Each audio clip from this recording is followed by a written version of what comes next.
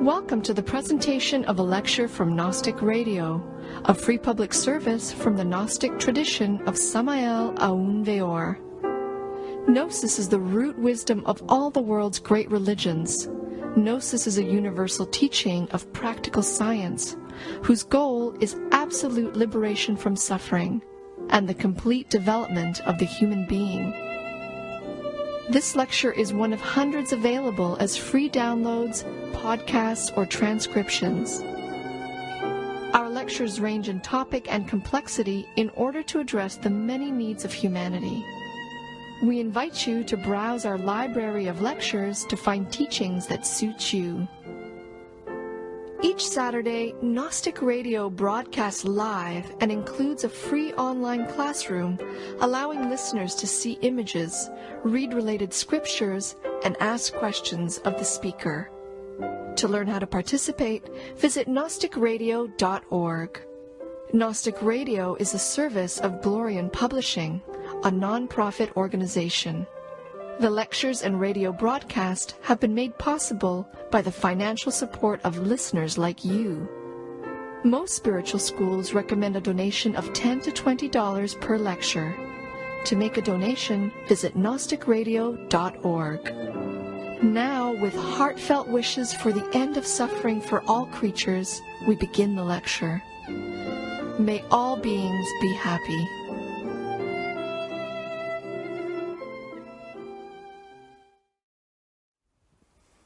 To continue our talks about the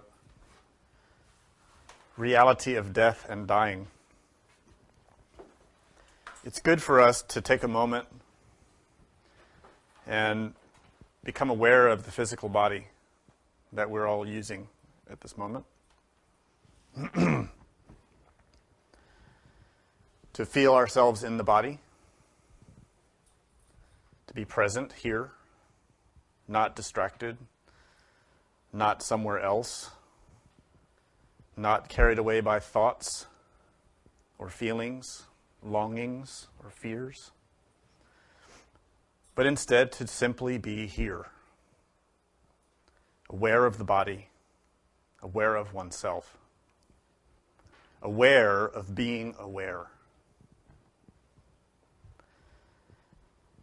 This simple awareness is the basis of all true spiritual development. It's from a point of view of simple, moment-to-moment presence that one can then advance deeper and discover the true mysteries of life and death. So long as we continue in our moment-to-moment progression through our evolution, or through our development, being distracted, being easily confused, being tossed around by surging desires and thoughts and worries and memories, we will never understand life. And if we cannot understand life, we will never understand death. Presence, awareness, is an activity of consciousness. It is to be conscious, to be aware, to be present, to be here and now. This takes willpower. In us, it is not automatic to be present. It is not a given. It is not mechanical. What is mechanical in us, what is automatic in us, is a state of psychological sleep in which we are continually distracted, continually torn between desires, pulled by fears and anxieties, worries, longings, envy, lust. This is what is most common in us in our moment-to-moment existence, is to be completely distracted, at the mercy of sensations, at the mercy of all of our perceptions. Whatever we perceive, we react to. And the reactions are generated in our mind stream according to how those perceptions strike us. They bring up our fear, our longings, our envy, our lust. And as such, from moment to moment, we are distracted. We are not in control of our psyche. This is the basis for suffering. All suffering is caused by desire. Desire stimulates the senses. The senses entrance the consciousness. And the consciousness sleeps, hypnotized. This is what is automatic and mechanical in us. So here I have positioned for you two fundamentally opposed states of being.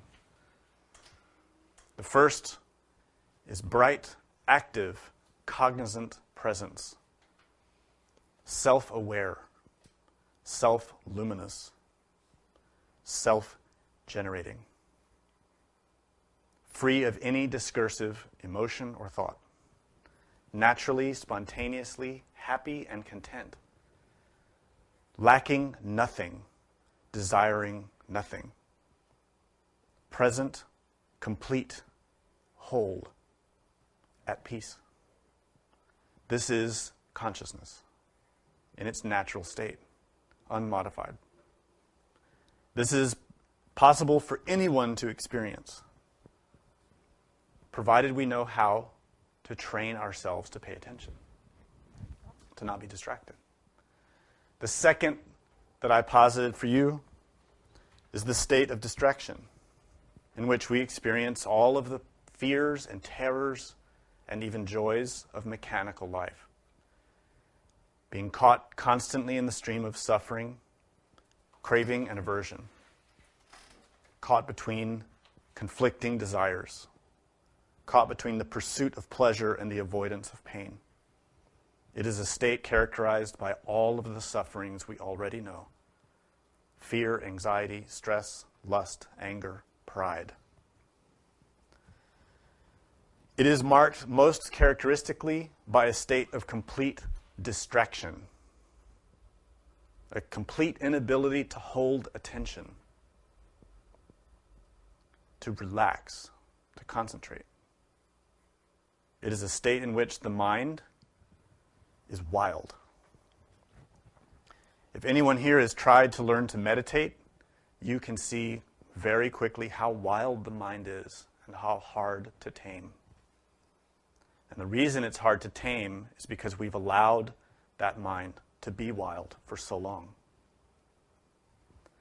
But with practice, with training, you can learn to calm the surging mind. And it will relax and settle into its natural state. And in that context, you can experience the peace of an undistracted consciousness. So these two fundamentally opposed states are the basis of everything in life and death. Absolutely everything.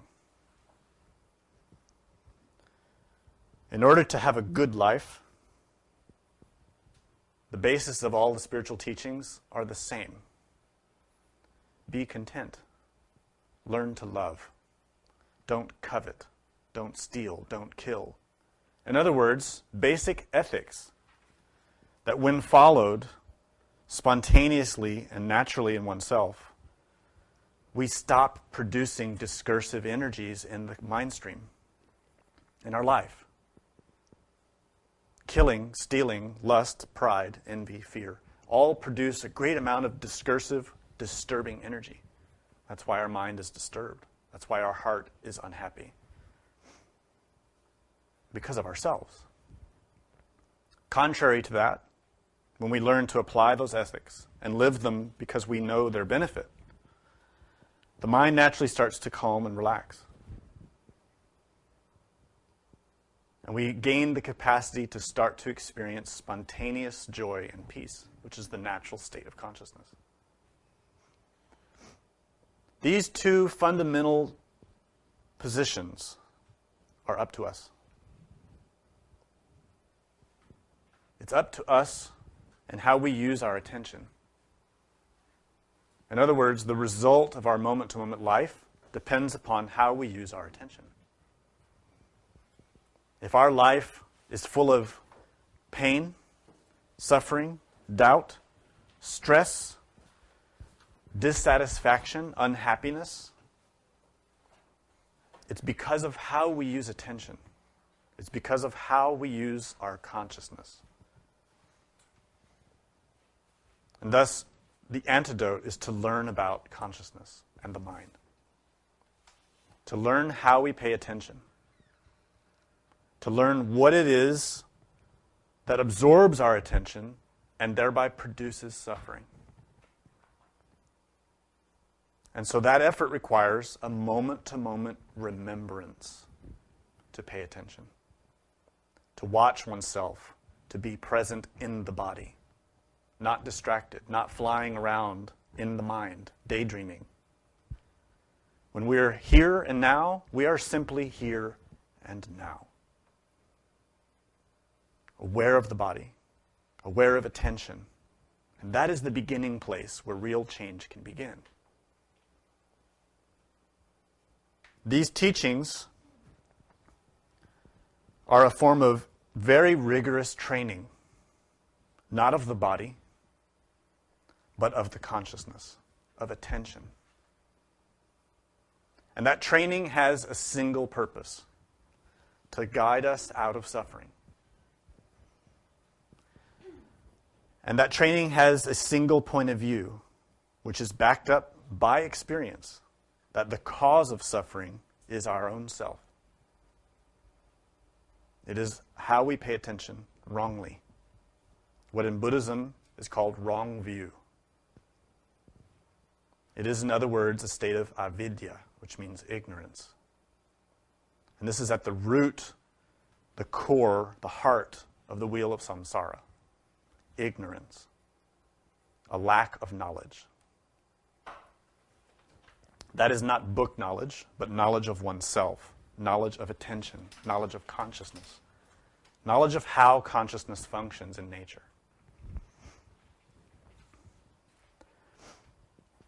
So this teaching is a training for consciousness to gain knowledge, to learn about itself, how it should function, how it functions in harmony with nature, and how it can create suffering or liberation from suffering. What in Sanskrit is called nirvana. The word nirvana simply means cessation. It doesn't mean heaven. It doesn't mean a place. The word nirvana literally translates as cessation, ending. And it means the cessation of suffering, the cessation of pain. And that's what our ultimate goal is as religious people, whatever religion we follow. It is to escape pain and to experience joy that lasts, real joy, not just the joy of getting something that we want, a new toy, a new dress, but real joy, which doesn't need or want anything, but simply is happy. That is joy of consciousness. So this training has many levels. This course that we're giving about death, the process of dying, and how to take advantage of dying, will explain certain principles about death and dying, and about levels of training that one can receive when one approaches death. We won't have the opportunity in this particular course to deal with the more advanced topics, because, to be honest, probably most of us couldn't take advantage of them. We need a lot of training to use the higher techniques. Any of us are capable of reaching that level. But it's very rare for any of us to have the willpower to do it. And this is the difference. Any of us can, if we have the willpower. One of these techniques in the higher level is called transference of consciousness. It is a technique in which A person is trained and then in turn trains themselves how at the moment of death to consciously direct their mind stream out of the body and into a new body. This is extremely difficult, but it is possible. It has been done, and it can be done. But it requires a very rigorous lifetime of training, which, quite honestly, most of us simply don't have the willpower to do. What that technique illustrates is the potential that we have to manage life and death. And that potential is there if we choose to develop it.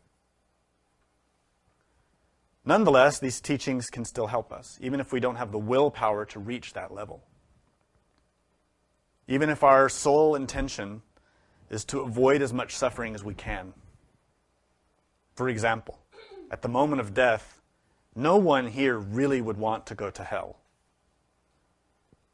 I know a lot of people love the concept of hell, and they talk about it, and they listen to music, and they claim to be black magicians or vampires, and they love what they call death music. But the simple reality is, if they experience the reality of hell, they will not want to be there.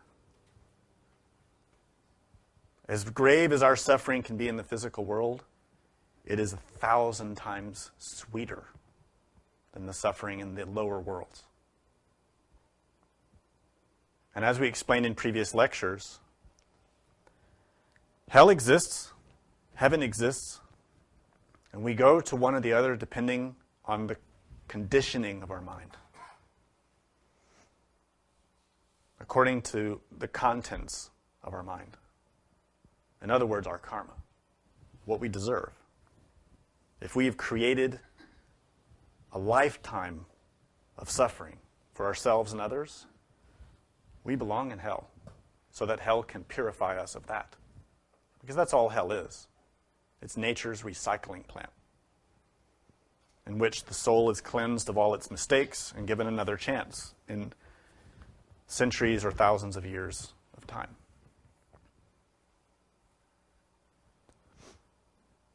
We all want to escape that.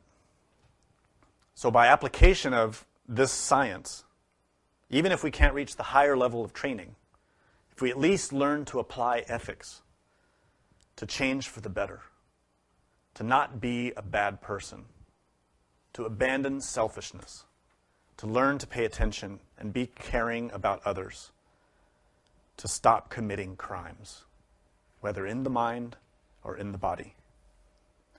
Those simple actions, renouncing selfish, harmful behavior, changes the trajectory of our evolutionary development. It might be enough to give us a chance to keep working. It depends on our karma. It depends on the contents of our mind. So we give this training for a broad spectrum of people. Some are not so bad. Some, simply by trying to be a good person, by trying to change their behavior for the better, can gradually and slowly change the trajectory up to avoid suffering, little by little, day by day, moment by moment. And to be honest, this is the case for most of us.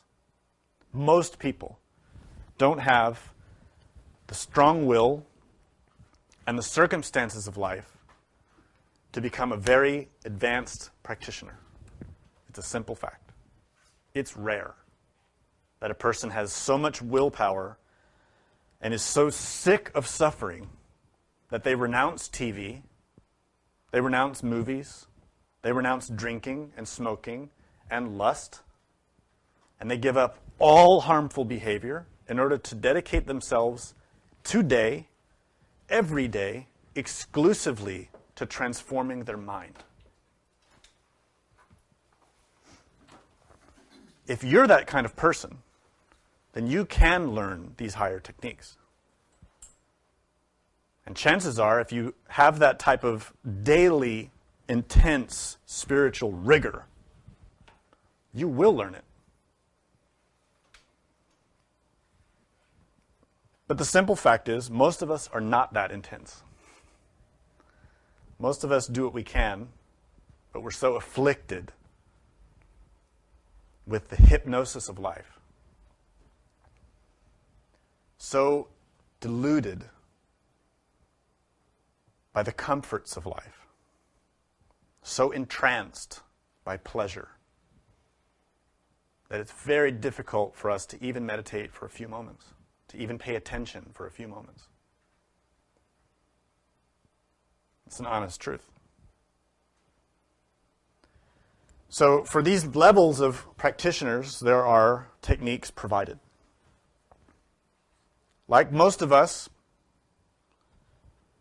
who are beginners, who don't have a lot of willpower, who are very distracted, and have a very hard time staying focused on our spiritual effort, the practice that we need most, the work that we need most, is with ethics. To change our behaviors for the better. To do good, to help others. This is complemented by a constant development of the awareness of death. To become deeply cognizant that we will die. And this cognizance, this persistent awareness that the body that we're in right now will die. As much as we pamper it, as much as we perfume it, as much as we try to give it every little thing of food that it wants and every little comfort that it wants, at a given moment, it will become that thing that we hate so much called a corpse. It will become an object of revulsion to everyone. So as much as we love this body and love for someone to come and touch it and stroke it, some moment soon, it will become an object that no one will want to touch. It will become a corpse, dead, disgusting to us. We need to develop awareness of that. Start to reduce our attachment to the body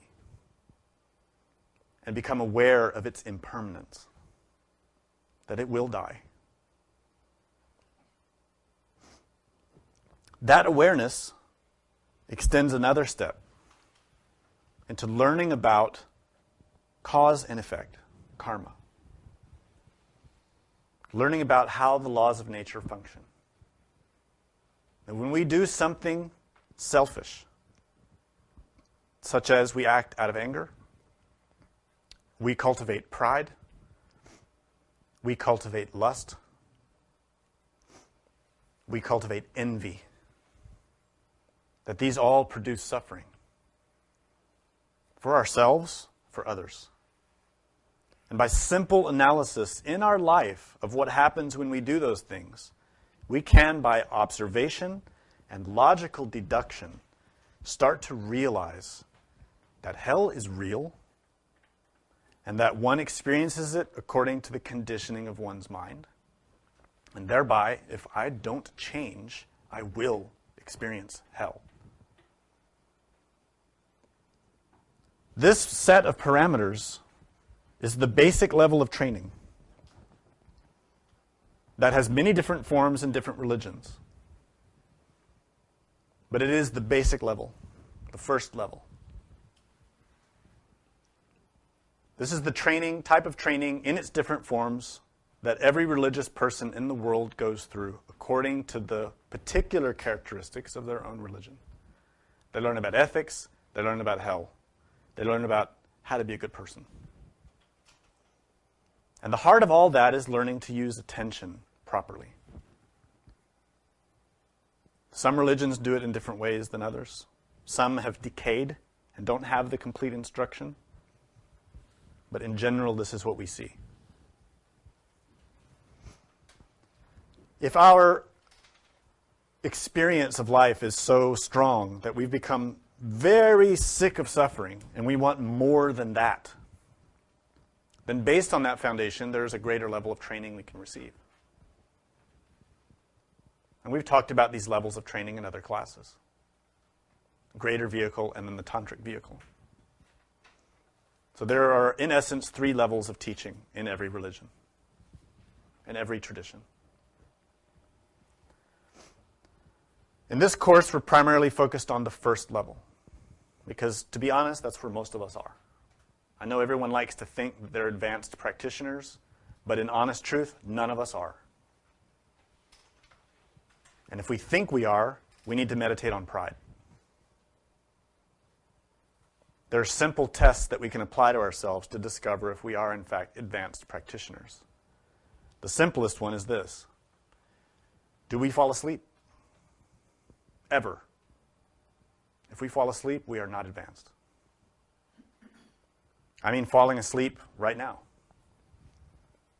where the consciousness falls asleep, where we lose our concentration, we get distracted, start wandering around for a little while, and then all of a sudden we realize, oh, I'm supposed to be listening to this guy's lecture. What has he been talking about for the last 10 minutes? I have no idea.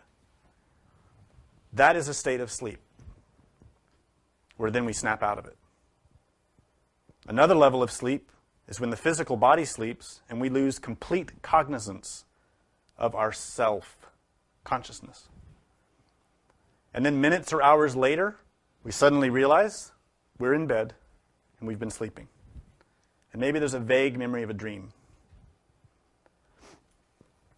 Advanced practitioners do not sleep.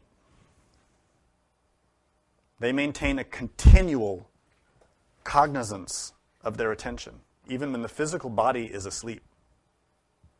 So let's be honest about where we are in our development. It's important because when we face death,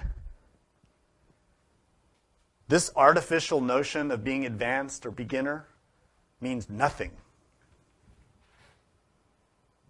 When death comes, the only thing that matters is, can you retain awareness? Most of us can't retain awareness, even if somebody turns on the TV. And that's just a little square of images and sounds. But we get totally sucked into that and lose all cognizance of ourselves. We forget we're in the body, and we start to perceive as the actor perceives. We become the actor. We forget the body. We forget ourselves. We forget who we are, and we start to feel what the actor is feeling. When the gunman is coming to kill him, our heart races. We get nervous. Our hands get cold and clammy, and we grip the chair. What's going to happen? That is a state of psychological sleep. That is hypnotism. It is 100% harmful to you as a soul. The same thing happens in conversations with friends, at work, at church, at home. When we get so engaged in an argument, in a debate, in a conversation, we forget ourselves. We are just the surging desire to be right, to be respected, to be envied, to be accepted by the others, to have security in the social environment. We forget ourselves. We lose cognizance. That is a state of psychological sleep. The same happens in sports. When we're so focused in winning that we lose cognizance of our name, our attention, who we are, other people around us, our life in general, and all our focus is on winning. It is a state of psychological sleep that is very instinctive. So this type of state of consciousness happens throughout our lifetime in many varieties and individual to each of us according to our idiosyncrasy. Some of us are more intellectual, some more emotional, some more instinctive. And we will experience these different states according to our own idiosyncrasy. What does this mean? It means that as we go through the course of our life, from birth towards death, we are continually cultivating a state of psychological sleep in which we have no self-awareness, constantly absorbed by the phenomena that are happening to us, constantly distracted by all our perceptions, both internal and external, so that when death comes, we don't even realize it. If you do develop into a serious practitioner, and you develop the skill to manage consciousness when you're out of your body, you can go into the world of the dead, and you can talk to them, and they don't know that they are dead. They continue with their same lives, going to work, going to church, putting gas in the car, trying to sell you something, trying to get you to buy their life insurance, not knowing that they are dead. And every one of us is destined to that exact state because we don't even know that we're alive. That's how asleep we are. Merrily, merrily, merrily, life is but a dream. We all know the children's song.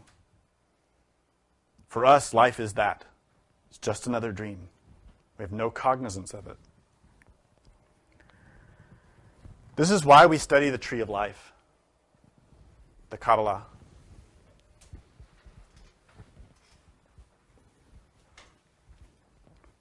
This map or glyph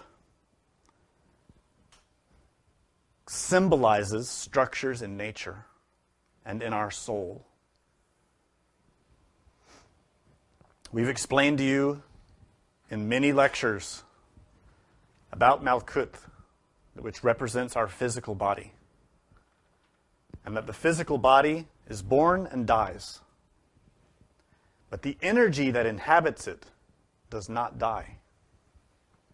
That energy is our consciousness, our mind stream. That doesn't die.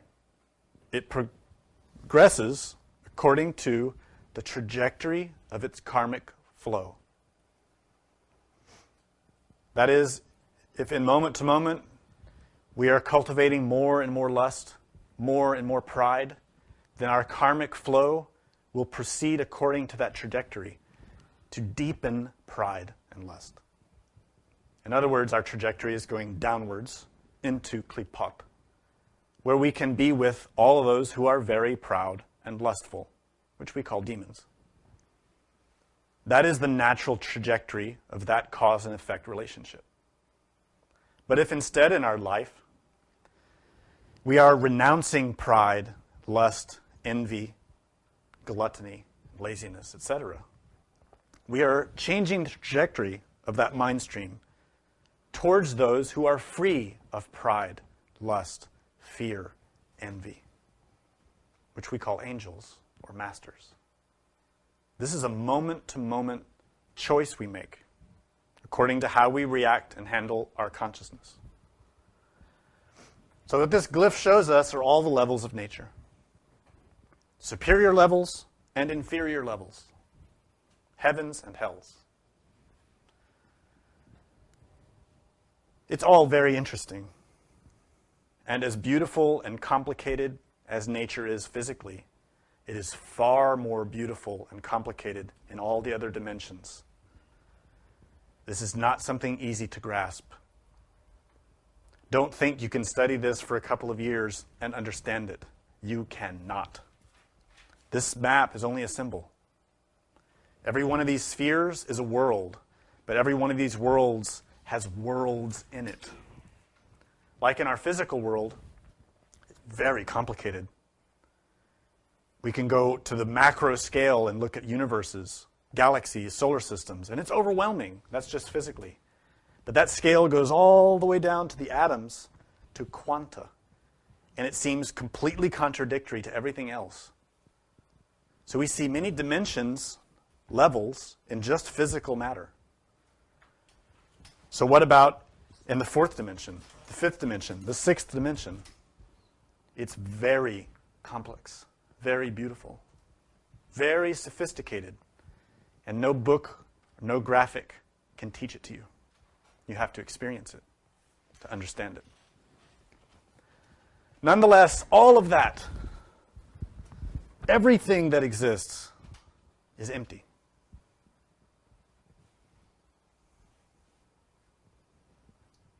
Everything. Everything that manifests in every universe is in its heart emptiness. For us, this seems bewildering. To the intellect, it seems incomprehensible. And the intellect tries to make it into something material. As if to say, that emptiness must be a great non-existence. And we relate this to our materialistic point of view about life and death. We think, all I know is physical. I only believe what my five senses tell me. Thus, when I die, I will cease to exist. This is our way of thinking in this era. And naturally, by extension, we think, if it's true, as I believe, that when I die I will cease to exist, then that means from now till then, I can do whatever I want. I will get as much pleasure as I can. Whether that pleasure comes from sex, from killing, from stealing, from lying. And this is what we see as the way of the world now. Materialism has become so powerful that now most people don't care at all about the effects of their actions. They only want to get everything they can get. They don't care who they hurt or how they get it. And every one of us is affected by this, even if we think we're a good person, because we're getting saturated with this philosophy through every TV show, book, television, internet. All the media is saturated with this point of view, this philosophy of materialism. But let me explain something. This great emptiness, which we call the Ein Sof in Hebrew, and which in Asian traditions is called Shunyata, Prakriti. It has different names depending on the tradition. That emptiness is not a lack of existence. It doesn't relate to this concept that when we die, we will cease to exist. This is a very diluted kind of logic, and it does not relate. I'm pointing this out because there are many people who study Kabbalah and who study mysticism and religion and Buddhism, and they state, Buddhism says that everything is emptiness, which means that we don't exist in the end, and we can do whatever we want now. And there are many tantrics who teach that. But it's wrong. It is absolutely mistaken. Likewise, it is mistaken to say that we exist eternally. That after we die, we go to heaven or hell forever. This is also a mistake. So here we see two fundamentally opposing views about life after death: nihilism and eternalism. The nihilists believe that after we die, we cease to exist, and that's it. We have one life to live. Let's live fast, get everything we can, then we die. This is wrong. Contradicts every law of nature. If we really study, we will see how foolish that concept is. And then we will start to see that that concept is a very convenient philosophy for those who benefit from it. Because there are people who benefit from that. Because they're taking advantage of the ones who believe in it. And the other side is the eternalist, like many fundamentalists who think, if I simply believe in my religion, then I'm going to go to heaven forever. No religion says that. Some fundamentalists say it, but no scripture says it. No master said that. The reason this is important to grasp is because all of us have these two warring concepts in our mind. We may not be conscious of it, but these have been drummed into us in each lifetime by our culture. If we've grown up in a Western culture, particularly those that are influenced by Judaism or Christianity or Islam, we've been very powerfully influenced by eternalism, by the repeated statement that if we don't accept the religion and be good and donate to the church, we will go to hell. And even if we don't consciously think it, that fear is in us, inside, lurking. It's affecting us, even if we're not aware of it. And also, at the same time, we're being affected by our culture, which is pushing nihilism, telling us it doesn't matter what you do. You can do whatever you want. Nothing will come of it. You're just going to die in the end and nothing will happen. So what? Go ahead and steal that. Go ahead and lie. It doesn't matter. This war is happening in our mind. We need to understand the tree of life in order to comprehend the fallacy of these two opposing views. The tree of life, even though it looks complicated, in essence states exactly what the Prajnaparamita Sutra states, which you may have heard of. It's called the Heart Sutra. It's probably the most famous Buddhist scripture. Quite simply, it states, all things that exist are in their heart devoid of existence. And all things that are devoid of existence also exist. To the intellect, it sounds contradictory. But by conscious experience, through perception, one can validate this and confirm it. And that point of view is at the heart of liberation from suffering.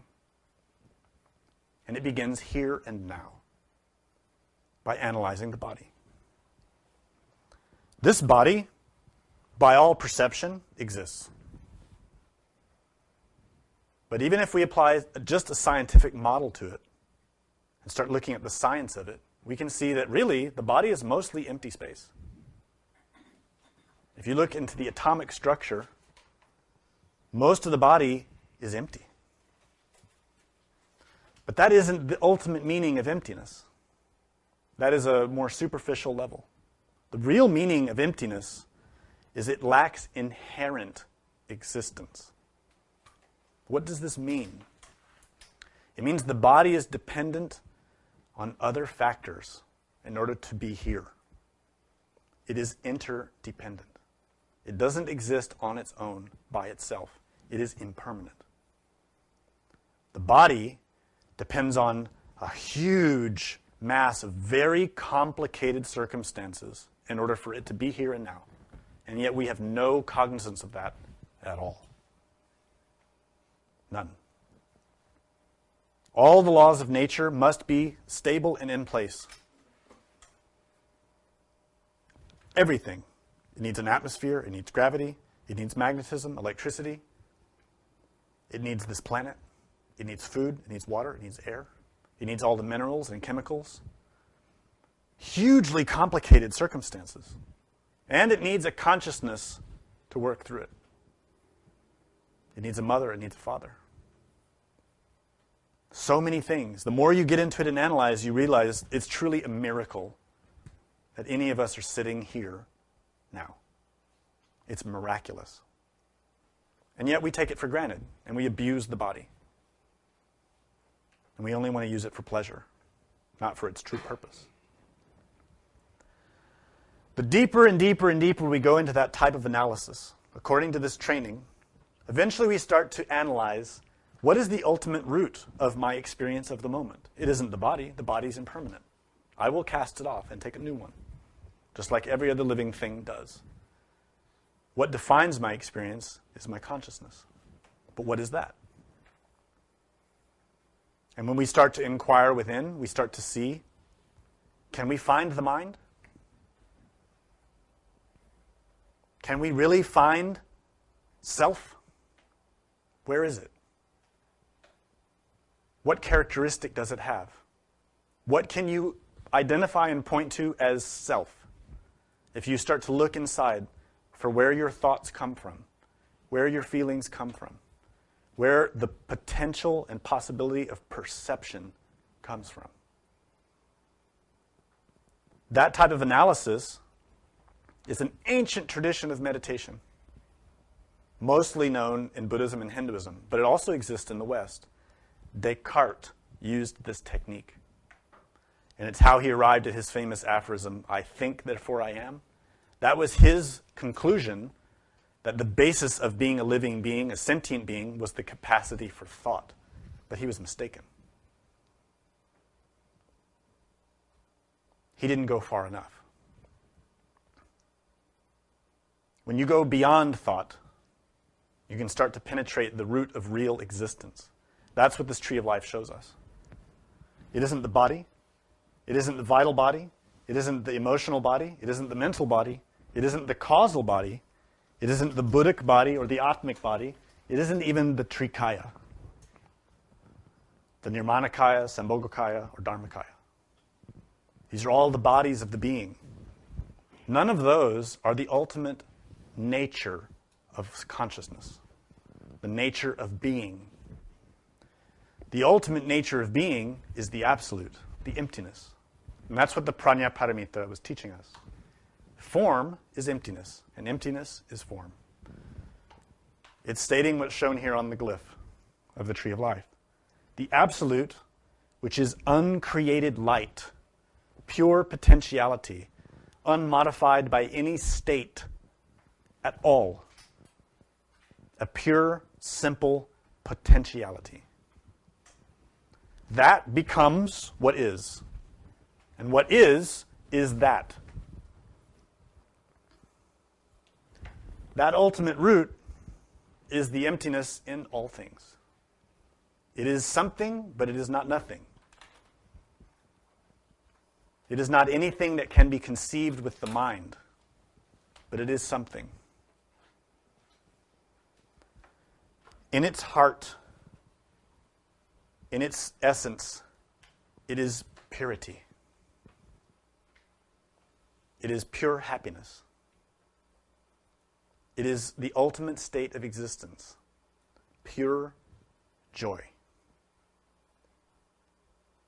If you can imagine what would be the ultimate expression of any Buddha, of any great master like Jesus or Krishna or Moses, what would be the ultimate synthesis of who they are?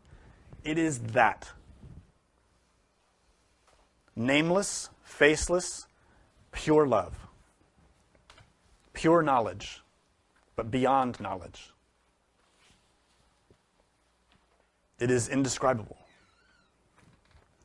That is what we call the the absolute state of all things, the abstractness of all things. Why is that important? It's because we have lost touch with that we suffer.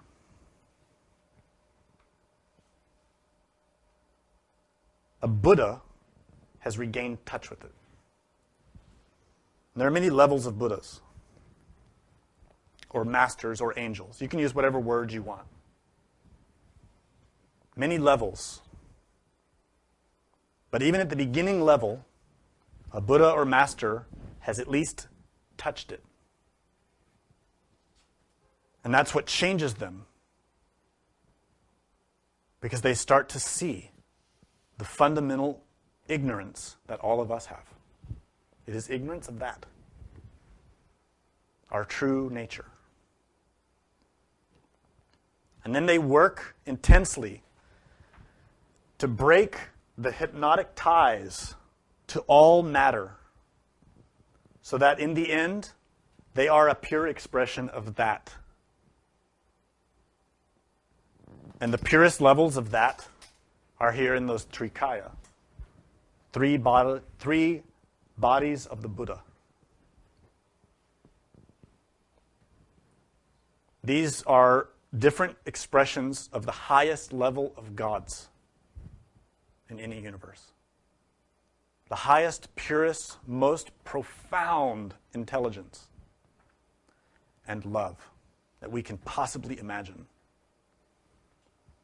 And they are simply vehicles or vessels that transmit that light.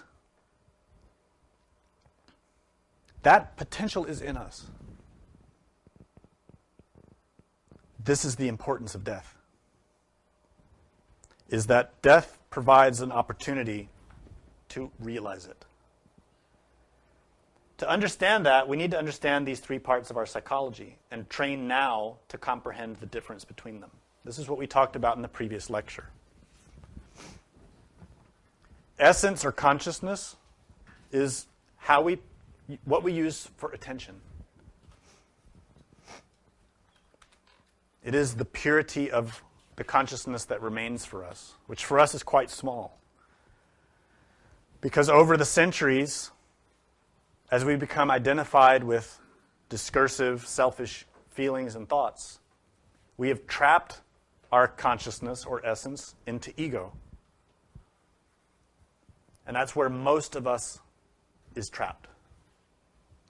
97% of what we have as a being, as a soul, is trapped in lust, anger, pride, selfishness, desire.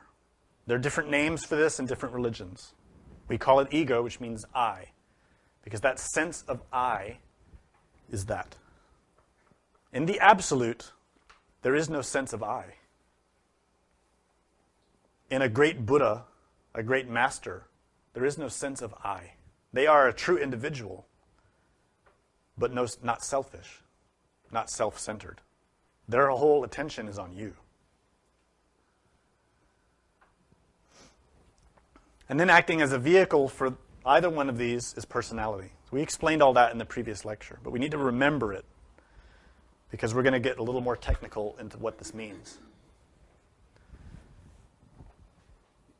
So if we were to look in a simple graphic into our nature, we can see levels of density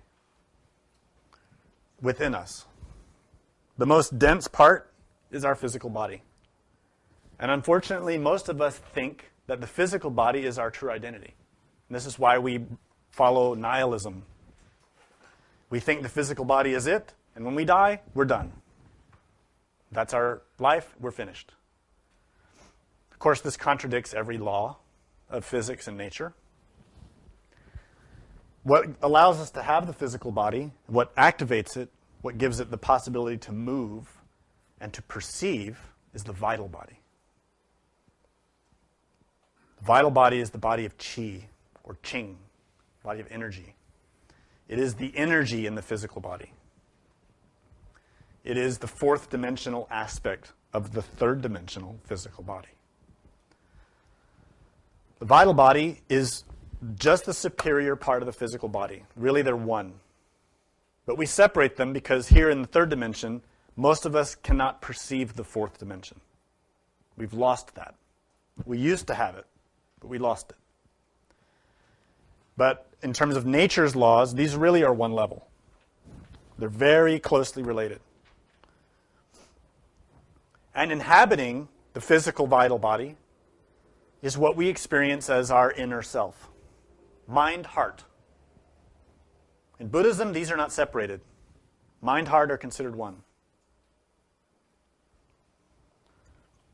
In Gnosticism, we talk about mind, heart as mental body and astral body. In all of us, pretty much, these are protoplasmic bodies that nature creates for us, gives to us, and that we use for free until nature takes them back.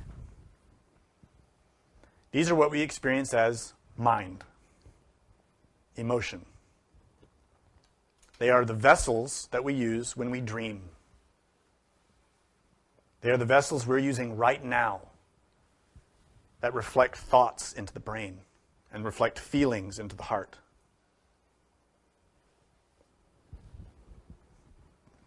What is inside of those and gives those the capacity to be is consciousness, essence. Now, this is where it gets a little more involved and requires some self-knowledge on our part. What do we experience as ourself? If our stream of existence is characterized exclusively by thoughts and feelings of selfishness, I want this, I want that, I don't want this, I don't want that, then all we experience of life is mind-heart conditioned by desire, ego. That's all we experience. Anger, lust, fear, envy, jealousy, gluttony, greed, laziness. That's it. And for most people, that's it. When we were kids, or when we really fall in love, truly in love, we can experience moments of unmodified consciousness when we perceive without desire, but just love. Just giving. Not wanting, not taking. At peace, serene, happy. But it's rare. And that's because only 3% of it, more or less, remains unmodified by ego. So when you look at this graphic, don't think that these little bands of colors reflect the accurate proportions of these elements in our mind. They do not. At the heart of all this is the absolute, the emptiness, the true nature of everything that exists. None of us have experienced that. I can state that explicitly and bluntly, because if any one of us had experienced that, none of us would live life the way we do. Not one. The person who has experienced the void is not like other people. They do not waste time or energy on foolishness because they've experienced reality. One such person who experienced it at a young age was Samael Aun Weor. It transformed him radically. One experience changed his life forever. The same is true of Milarepa, Padmasambhava, the Buddha Shakyamuni. Great masters who experienced that and spent their life teaching others how to experience it because it transforms the mind, the heart, the soul. That's in us. But you see what happens? This consciousness in us, the unmodified, we rarely experience. The absolute, we've never experienced. Not in our memory. Let me qualify what I said that we've never experienced it. In our memory, we have no recollection of it. We have experienced it because it is our natural state, but we don't remember.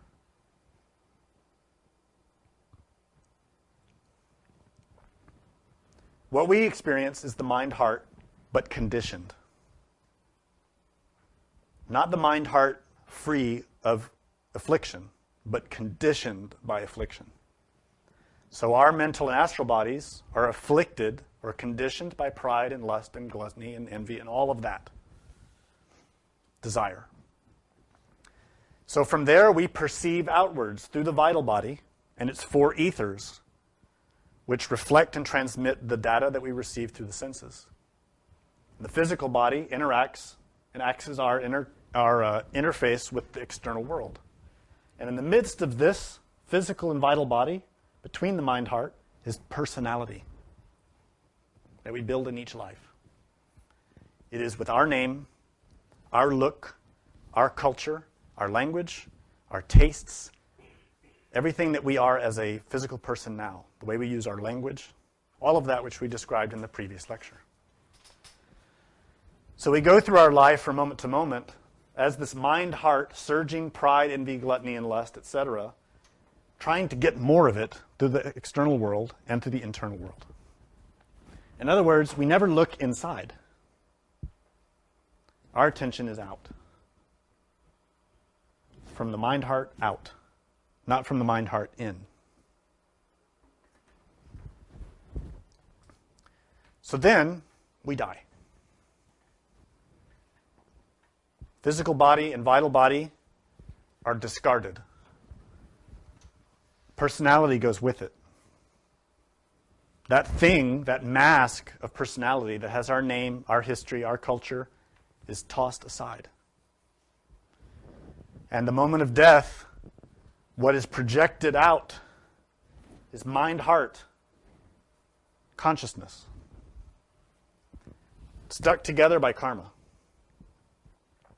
Because the consciousness created the contents of that mind, heart.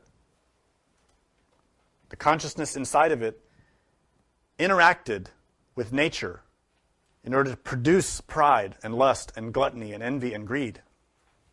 And thus, that mind stream, having created and initiated the projection of all that energy, has to receive the consequences of that. Cause and effect. That body of ego and complicated laws is projected into space at death. And by the laws of nature, must be born in a new body. And is drawn into that new body by the contents or the vibration of this mind-heart.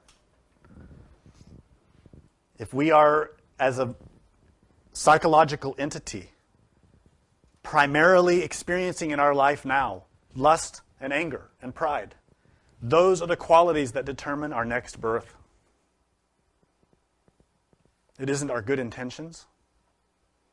It is what we vibrate with. Let's think about this for a second. Imagine that you're running through a forest and you can't see far ahead of you. You're just running. And every tree that's coming at you, you dodge and you react to your environment as best you can. Suddenly, there's a precipice. The earth drops away, and your body goes into the air. This is similar to what happens at death. Because in life, we're like that, running in a forest. We're just running. We don't know where we're going. We have all these ideas about where we want to go. We want to get to 65 and have a nice retirement package and be able to kick back in Florida and eat oranges. This is our idea, and play with our grandkids. It's an illusion that a lot of companies are propagating for us, so we'll give them money so they can have that. The reality is, you're running through the forest of your life, and all of a sudden the floor drops out from under you and you can't put your feet on the ground anymore because you're dead. And your body is projected in space, not your physical body. That trajectory of your life is what's projected there. What determines the angle and direction of that body that's falling through the air at that moment? Not only the speed at which you were running and how you were directing yourself, but that last foot that you put on the ground. Right? If you had seen the chasm, you could have prepared your body and leapt. Right? Makes sense, doesn't it? The same thing happens at death. But what you're trying to prepare and propel over the chasm is not the physical body, but the mind, the heart, the consciousness. Make sense?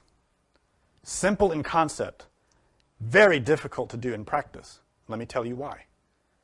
You leave the lecture now, you go back to your daily life, and you're going to be enmeshed once again in all your habits.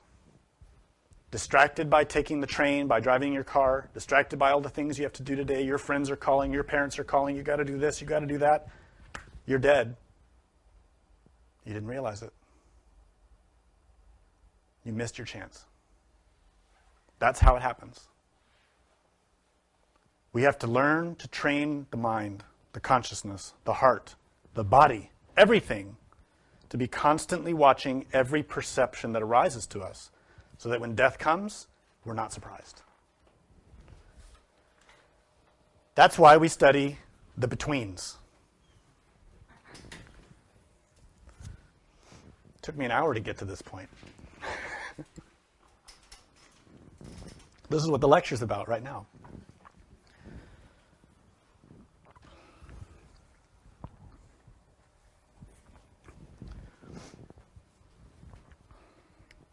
In real Tantra, not this popular garbage that you find in bookstores, but the real thing,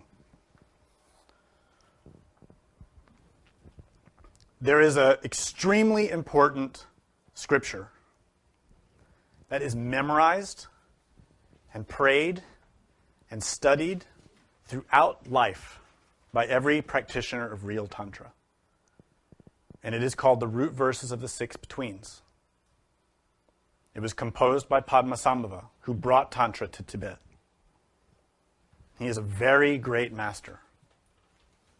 This teaching is attempting to present to you his experience and his guidelines for you to access the experience of what is real, which is the absolute. It is beyond the astral body, the mental body, the causal body, beyond all the bodies. It is beyond everything that's manifested. It is the unmanifest. It is reality. And what he taught in everything that he taught was that if you learn to manage your consciousness, your awareness, you can perceive and experience the absolute. And that perception will dramatically change you and empower you to learn more and to truly become a great vehicle of that force. This scripture about the root verses of the six betweens, or the intermediate states, is also the basis for a very famous book that all of us know about. Most people call it the Book of the Dead. That's not the actual name. But we call it that because of somebody that translated the book more than 100 years ago, and he thought that would be more commercial. But the actual name is another name in Tibetan. It's quite long, and I won't bore you with it. That book, the so-called Book of the Dead, is a guidebook primarily for people like us who are not trained. It is a guidebook that can be read and studied to prepare oneself for death. And it's often read to someone who's dying or who has just died in order to help them navigate what's called the between. In Sanskrit, in Tibetan, it's called bardo. Most of us probably heard of the bardo. Usually when people say the bardo, they're talking about the between death and life. It's a period of time between. That's what bardo means, between. But really, there are 6 bardos, 6 betweens.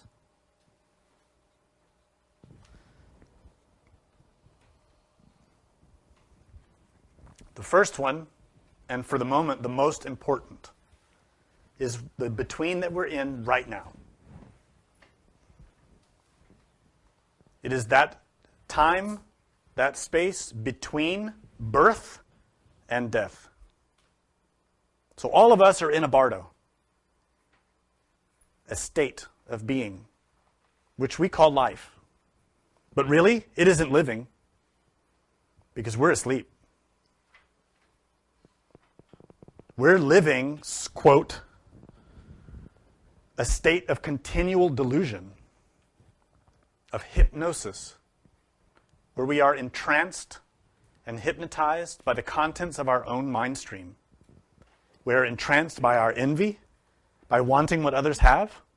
We are entranced by pride, by wanting to be better than others. We are entranced by fear of rejection, of loneliness, of hunger, of pain. We are entranced by lust, by anger, by gluttony and laziness. We are asleep. We say vigil state out of kindness. We really aren't vigilant.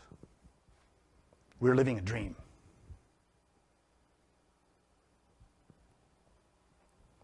During this vigil state, every single day, we live a little reflection of our whole life.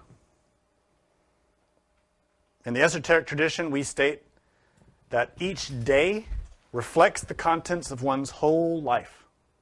So how you live today is an insight into the whole of your existence.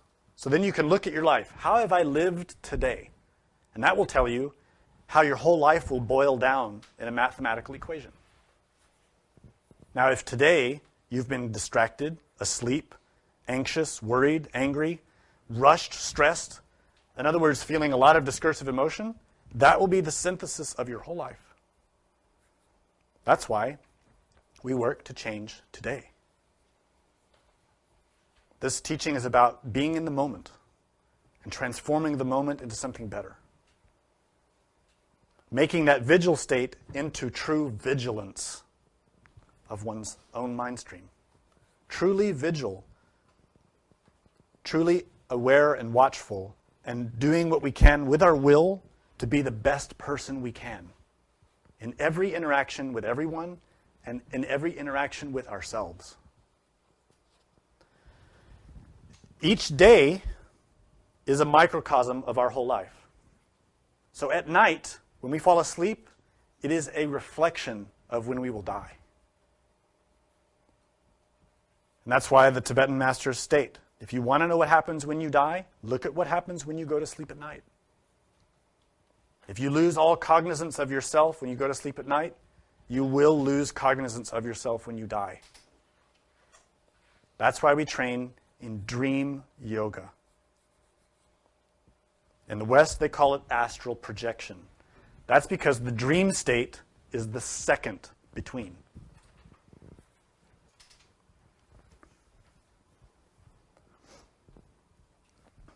In the dream state, we're experiencing exactly what we will experience when we're dead. Because we leave the body. The mind, heart, with the consciousness, goes out of the body.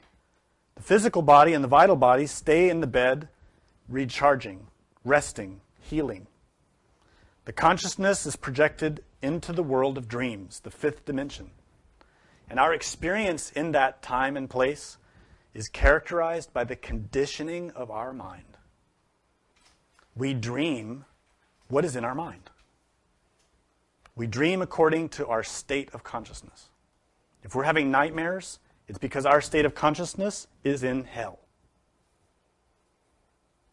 If we dream with angels and Buddhas and masters, our consciousness is not so low.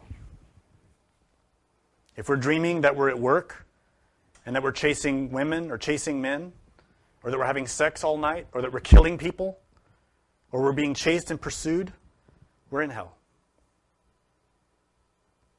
And that's what will happen to us when we die. The difference being with death, the connection between the mind, heart, and the body is severed.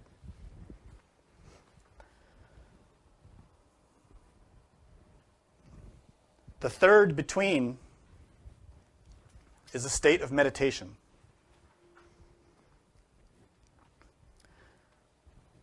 Very few of us have experienced this. Now, I know everyone here has studied meditation. And I know everyone here thinks that they have some knowledge of meditation. But the bardo of the meditation state is not concentration. It is not a physical sensation. It is not tingling in your spine. It is not heat. It is not your chakras. It has nothing to do with the body. The bardo of the meditation state is a cognizant perception of reality. What in our tradition we call samadhi. In Buddhism, that term has a lot more meanings than just this. But in Gnosticism, we call it samadhi, ecstasy. It is, in other words, a state in which it is possible to perceive the absolute, if we know how. Now, let me warn you that in some translations of these betweens or bardos, this is translated as trance. But unfortunately, a lot of naive people have taken that word trance and corrupted it in the last decade or so. And now people have this idea that trance is what you get from listening to certain kinds of music or taking drugs or having your iPod on for a long time. That is not what it means. It is also not the state of inebriation that comes from any kind of drug or alcohol. By trance or by meditative state, what is implied here, what is referred to here, is a bright, active, very clear, very luminous perception that is not artificial. It is not induced by any chemical or tool, but it is a natural state of consciousness that one accesses when one knows how. And it flourishes spontaneously. That's why we learn meditation, is to access the natural state of the mind. That's what's meant here. So in these first three bardos, or betweens, we can see that most of us haven't experienced any of them. Because we live our vigil state totally entranced and hypnotized, and we rarely experience the free consciousness, the natural state of mind in our daily life. That is naturally at ease and at peace and filled with love. We rarely feel that. We're usually feeling the need to pay bills and rush to work. And what are we going to do to get that girl's attention and all that kind of stuff. The dream state likewise. We usually don't even remember dreams, much less be cognizant and aware in the dream state, able to consciously direct ourselves at will in the world of dreams. Very few of us have had that experience. Some of us have. Likewise in meditation, most of us have never experienced a true state of samadhi. Even if we've studied meditation for 10 or 20 years, we might have experienced some funny sensations, we might have had visions, but never really experienced full samadhi. These are only the first six, or first three of six. So let's be honest with ourselves so that we can actually experience them, learn how to do it. The fourth between is the phase that happens at death.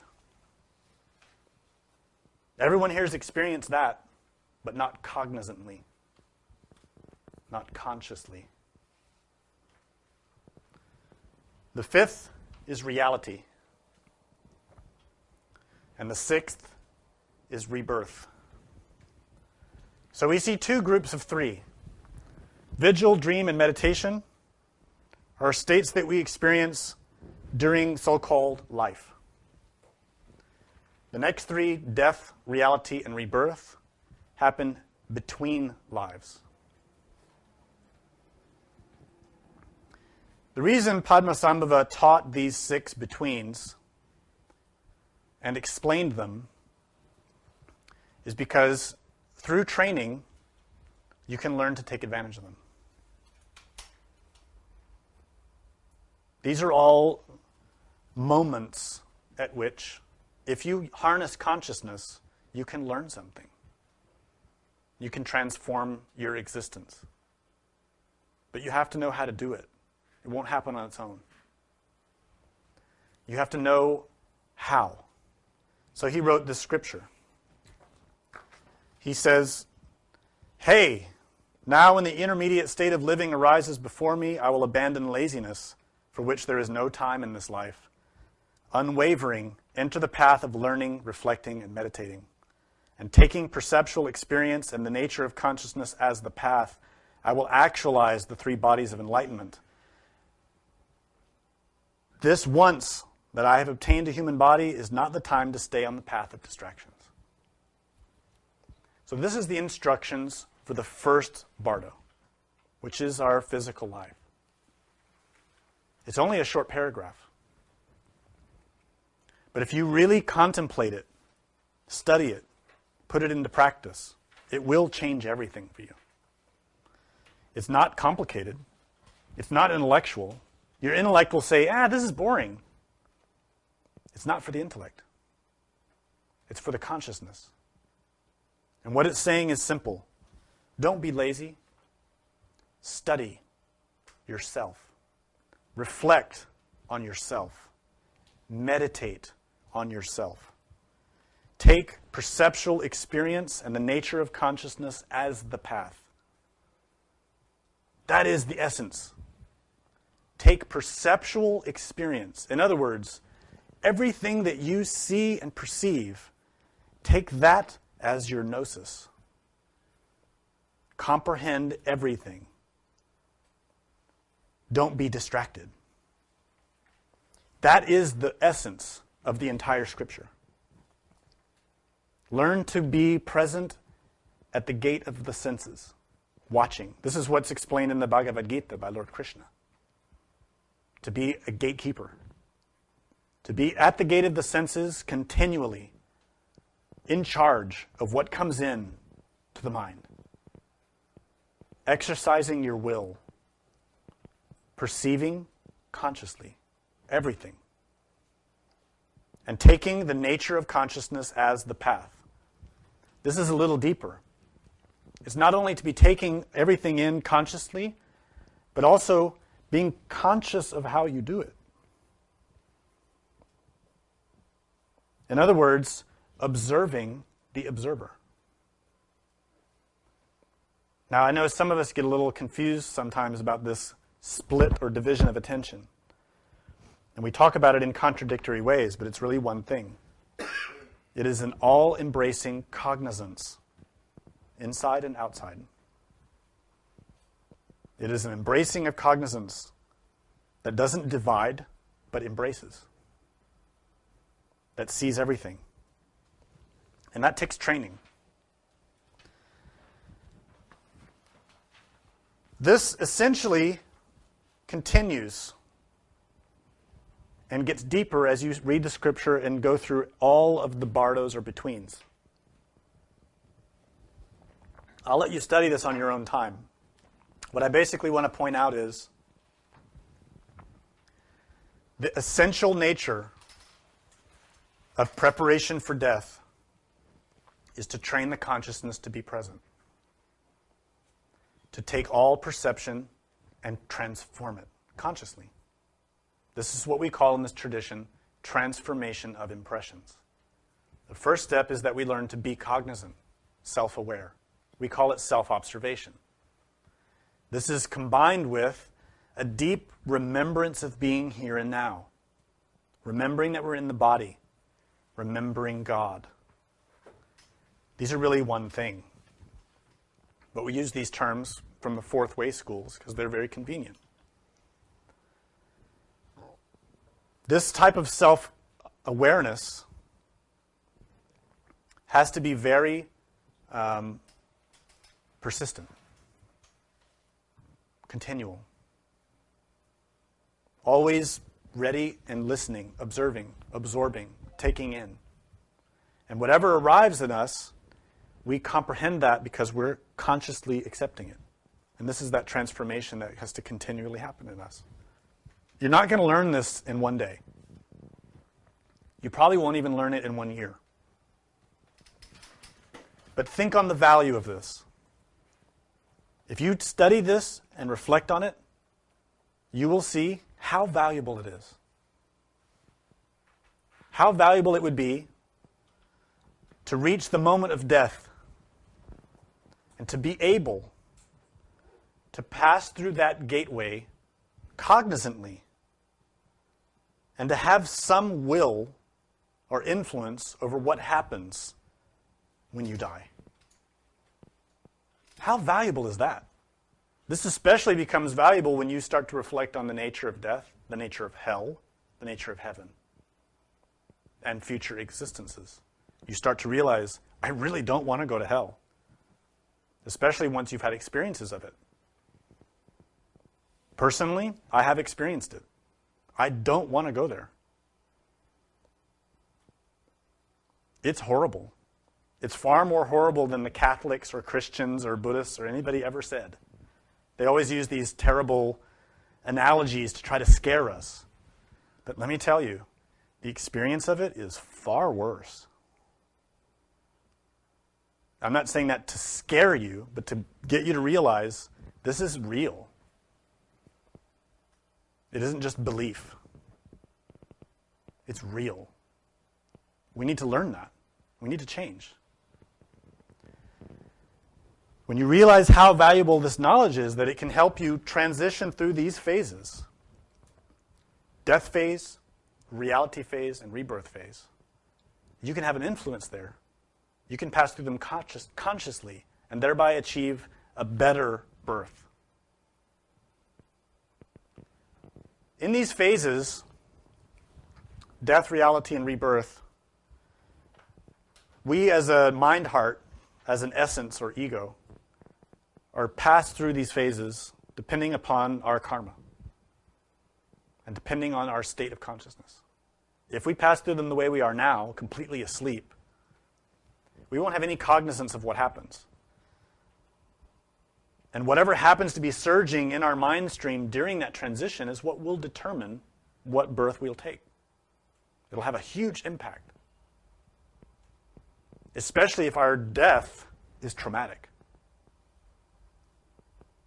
If we die through violence or through a strong illness, or if we die feeling a lot of attachment towards our spouse or our kids, that strong attachment, that pain, that fear, the violence that we experience will be characterizing our mind-heart as we pass through death. And that will have a great influence on our rebirth. That's terrifying. It's something to be taken very seriously. But on the other hand, if in life, in the vigil state, we're constantly training to be present and aware, not surprised by anything, but taking in every impression and transforming that, conscious, relaxed, self-aware. And then we're learning to do that in the dream state as well, through learning dream yoga. Then through the process of dreaming, we are training ourselves to be aware in the death state. And then also, if we're meditating every day, we're deepening that training even more. Getting the mind and the heart to relax, getting the consciousness very sharp, very concentrated, very natural. These three nourish each other. Some people try to practice one and not the others. It'll go much slower for them. But if you train in all three at the same time, you grow very rapidly.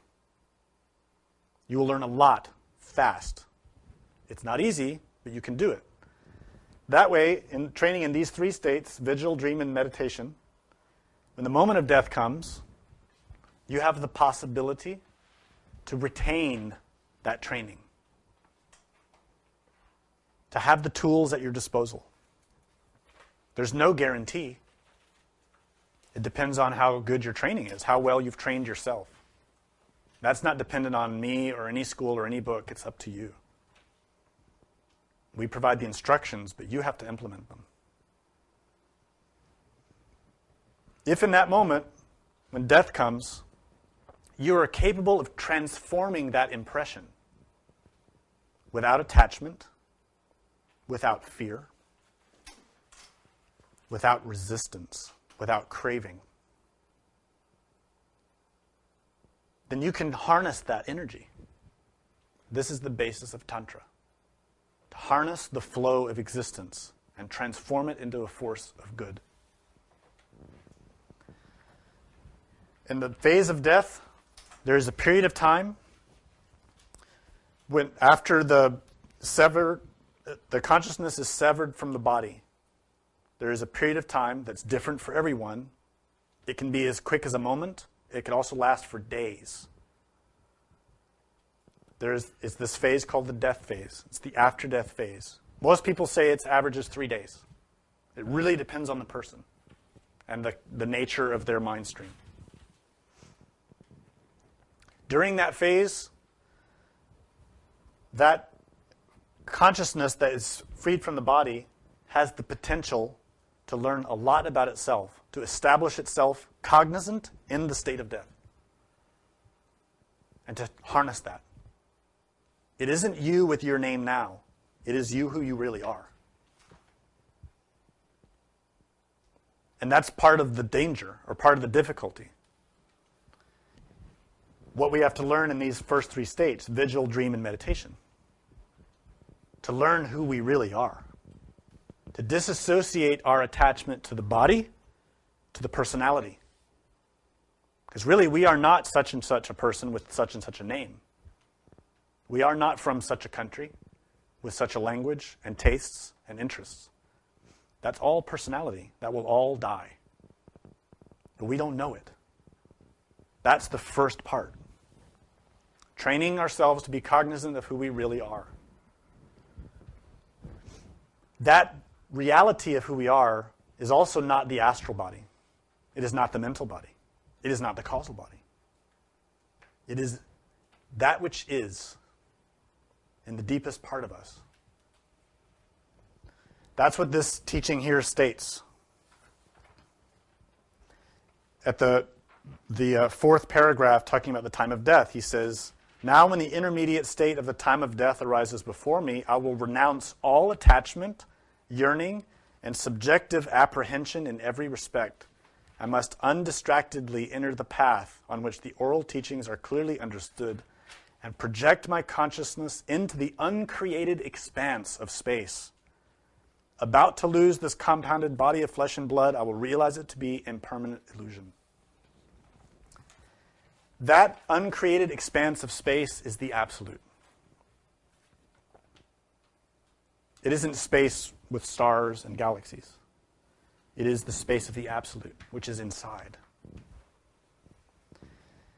In other words, these three phases that occur after death, there is a strong opportunity to experience the nature of the absolute. Why? Because we're freed of the physical body and the personality and the vital body. Reflect on that. The physical body is a cage. If any of us here wanted to leave the physical body right now and go into the absolute, could we do it? If we wanted to go consciously out of the body into the astral plane right now, could we do it? At will.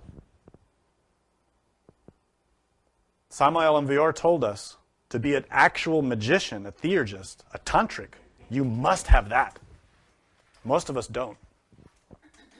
We try and try, but we can't really do it at will. What does that mean? That means we can't do it when we die. That means we're in trouble. If you expect you'll be able to do it at death, you should be able to do it right now.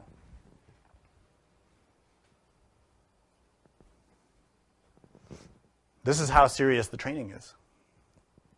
That's why I said there are levels. We start where we are. We're beginners. We start working on improving our vigil state, improving our dream state, learning to meditate. Those provide us the foundation to start learning to project the consciousness out consciously at will and learning to manage and navigate it in other dimensions.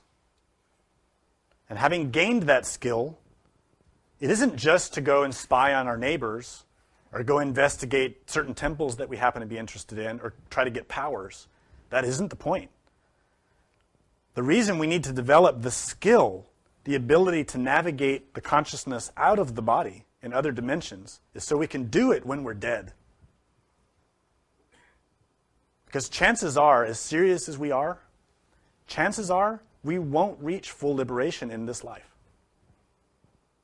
I hate to put it to you that bluntly, but when you analyze the facts of your life up till now, are you really thinking you're that serious that you're going to achieve full liberation in one life? Just look at how you've lived up till now. As I said in the first lecture, when you take life and divide it, half life spent in sleep, 25% due to illness, sickness, afflictions, and worries. At the end of that math, we only have a few moments to practice seriously.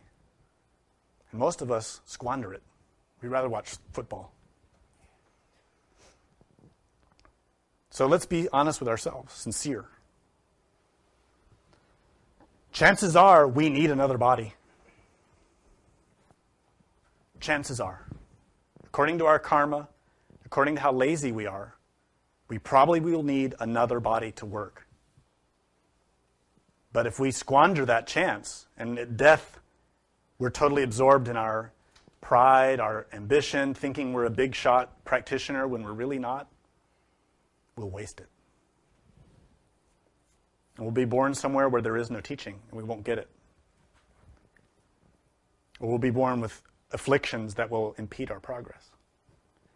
But if we can take advantage of that, train ourselves properly, sincerely, honestly, these three phases, death, reality, and rebirth, can energize the transition into a new body. And we can take a much better birth. Cognizant. Now let me explain something important about that. There's a very big difference between reincarnation and return. I'm not talking about reincarnation here. Reincarnation is something that a master can do. A Buddha. And what a reincarnation is an incarnation of the being. Conscious. This is why in Asia, true reincarnations are always celebrated with great festivals. Because it's a big deal. It's rare. We don't have that ability. To die, to go consciously into that world, and then to consciously choose when, where, and how to be born. None of us have that. What happens to us is we return. We die, usually unconscious, and we're projected through that space by our karma and injected into a womb by our karma, cause and effect that we set up. And then we're just in a new body. And that whole process is very traumatic for us. Our death is usually traumatic because we have a lot of attachment to the body, to family, to our things, to our wealth, to our name, to our social status. And very attached to all that, we die, filled with anguish and attachment. And that consciousness is projected through space, filled with anguish and attachment, and gets tossed by its dreams, its fears, its anxieties. Suddenly, it's born again, very traumatic, painful. The baby's screaming because the consciousness is again trapped in a body. And even if it retains some memory of the previous life, those memories are quickly lost because of the traumas, difficulties, and pains of the new life. These new parents that we don't know, this new environment. I used to be white, now I'm black. I used to be a man, now I'm a woman. What's going on? Where's my money, my status, my wife? All gone. We forget everything. A master, that doesn't happen. A master navigates these phases consciously, takes a birth consciously, where he wants, when he wants, according to the needs of humanity, according to where he or she will be able to serve them the best. That's reincarnation. This is very clearly explained in the Bhagavad Gita by Lord Krishna, who is a great Christified, resurrected master. He explains very clearly, only great masters reincarnate. The rest of us are carried along by karma. We're reborn, but that's not reincarnation. So that distinction needs to be clear.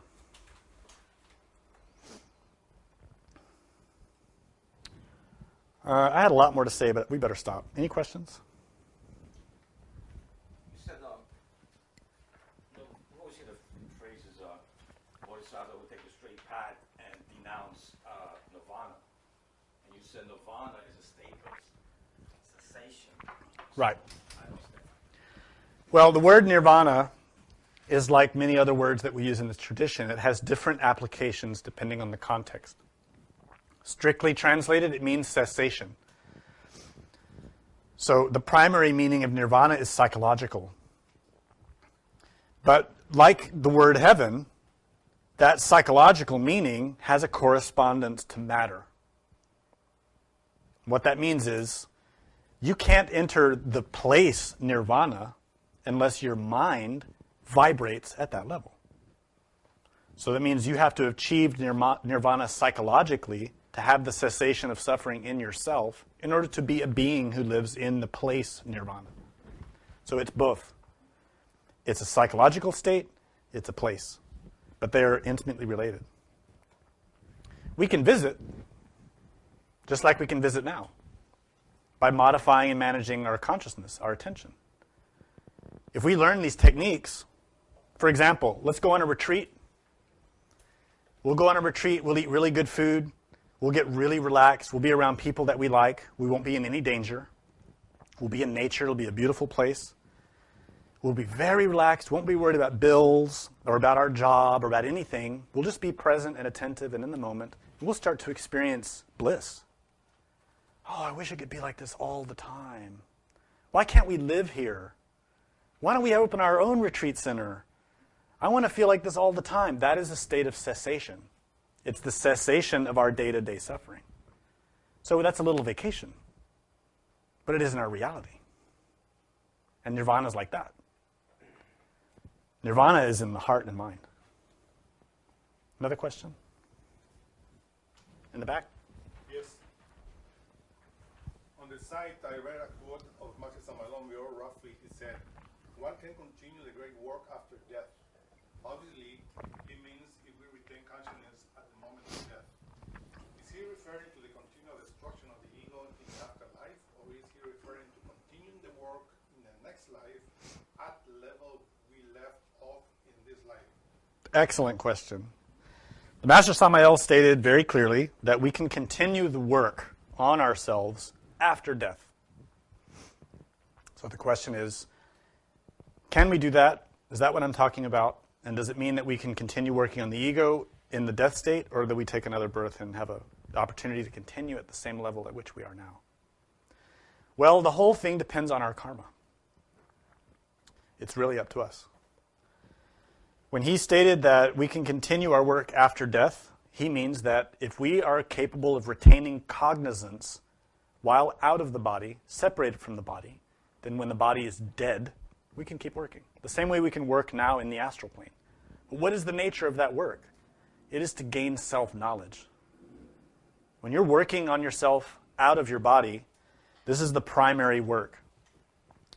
To examine and understand yourself, your mind, why you suffer, what is your karma, how did you get here? It's to comprehend that. This is the most important work.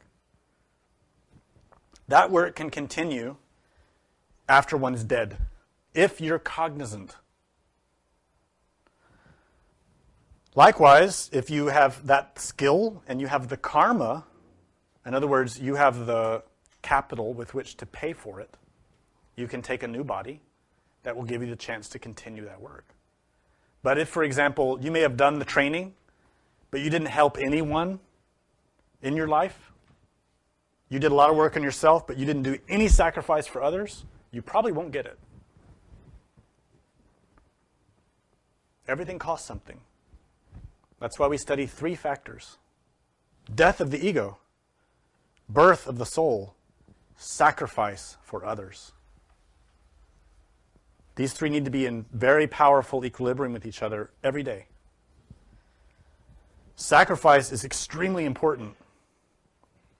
Sacrifice is not giving $1 for a lecture or giving some Bibles to somebody that needs Bibles. That's nice.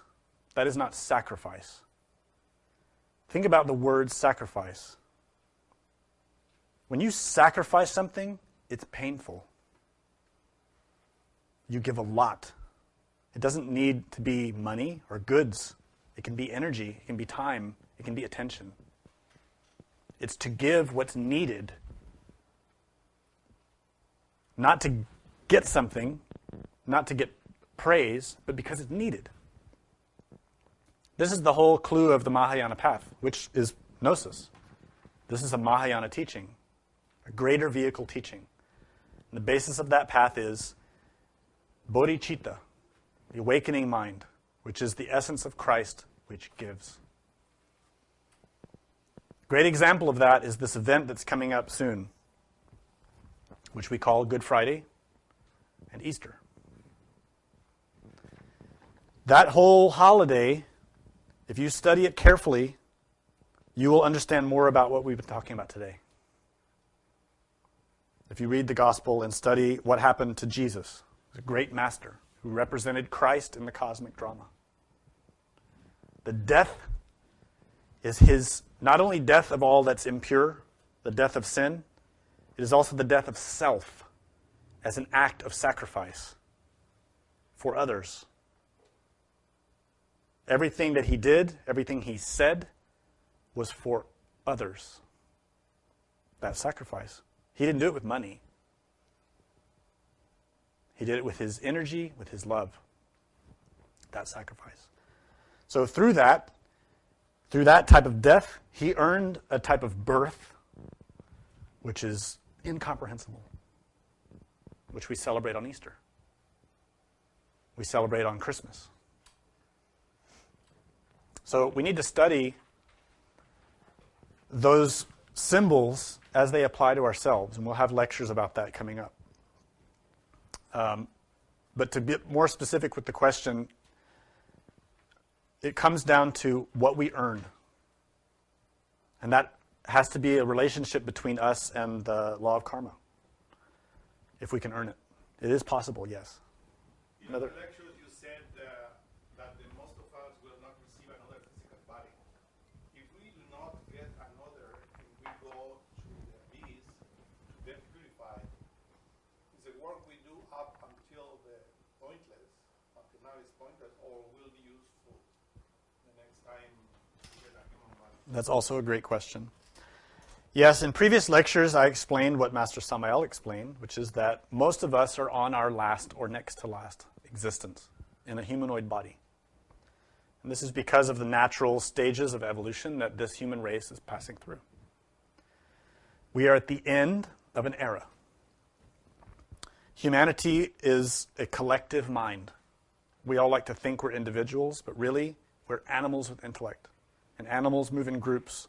This whole humanity is a group that has become very sick, psychologically, very sick. And the only way nature can help us now is to purify us through hell. So that's why these teachings are being given freely and openly to anybody who wants to take the last chance to use it and escape that process. So it's true that most of us are on our last existence, the vast majority. And it's also true that many of the humanoid bodies on this planet now do not have a human soul in them. They are what we call klipot, or empty shells. They are people without conscience who just behave evil and are here only to fulfill the karma, to make everyone else suffer. And that's why we have so much suffering spreading on the world and getting worse. So the question continued, will our work be wasted if we don't earn another life? No. Your work is never wasted if it is cognizant work, truly conscious work.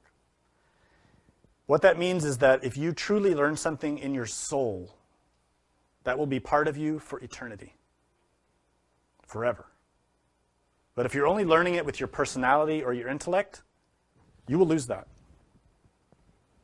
When your physical body dies, everything superficial in us dies, the personality and all of its habits. So we could have been a really good Catholic, memorized the Gospels, gone to every church service, Wednesdays and Fridays and Sundays, and been for every christening and every event we're supposed to go to. But if that was all just mechanical, which it generally is, we won't retain any of that. But if we take one scripture and truly comprehend it in our soul so that it changes our very way of perceiving life, from now on, you will never lose that. This is the value of what's stated in the first line of the scripture I gave you today. Study, reflect, meditate. Comprehend things very deeply, you will never lose it. So if it happens that some of us, which probably will happen, that some of us die and don't earn another body, then unfortunately, that consciousness will have to pass through the great recycling of nature as long as their karma demands it. And they will suffer. And we will all have compassion on those souls, on each other, because we'll probably all pass through it together. And in the end, that soul will emerge out of that process, called the second death, purified, but retaining whatever knowledge it had acquired, conscious knowledge. That is part of the soul. This happens even with bodhisattvas, great masters who fall. There are great masters who get identified, who make mistakes, usually because of sex, and they fall, and they lose their status, and the ego reemerges in them, and they become hypnotized once more by the illusions of life, and they get sucked back into the abyss and processed by nature. For them, the suffering is millions of times worse than it is for the rest of us. Because they've already built something inside that doesn't belong to mechanical nature. They've built bodies of the soul. They've committed a grave crime because they have broken the trust that was given to them by the conscious circle of humanity. They have enormous karmic debts to pay from that type of failure. And so they will process through that region over millions of years, where with most of us it may be thousands, depending on the depth of our ego. They will suffer a lot more. But in the end, when that soul is finally cleansed, it retains the knowledge it had acquired. But it has to suffer a lot. Another question back there? Is it possible to split this consciousness and to leave a little consciousness here to live this life? And to take another birth before we die and to be conscious of both? I'm not sure I understand the question. The question's about splitting consciousness and leaving a portion here so that when we die. No, it doesn't work like that, if I understand the question. Our consciousness is already divided. It's dispersed and divided amongst all of the fighting desires that afflict us now. It is not possible for us to take a percentage of our consciousness and implant it somewhere and save it as if it's a material element. Consciousness is not matter. It utilizes matter. It is an energy, but it is not an energy like other kinds of energy. It's not something that can be manipulated like salt and sugar. What one has to do is learn how to work with the laws of nature. Instead of trying to break the laws or trick the laws, we have to learn to work with them. You cannot trick Divine Mother Nature. You cannot trick your own inner Divine Mother in your own inner being. And they're the ones who apply the law to you. So if you want to somehow advance yourself into the next level, then follow their guidance. And what they will tell you is simple. Behave better. Wake up. Transform your energy. Be a better person.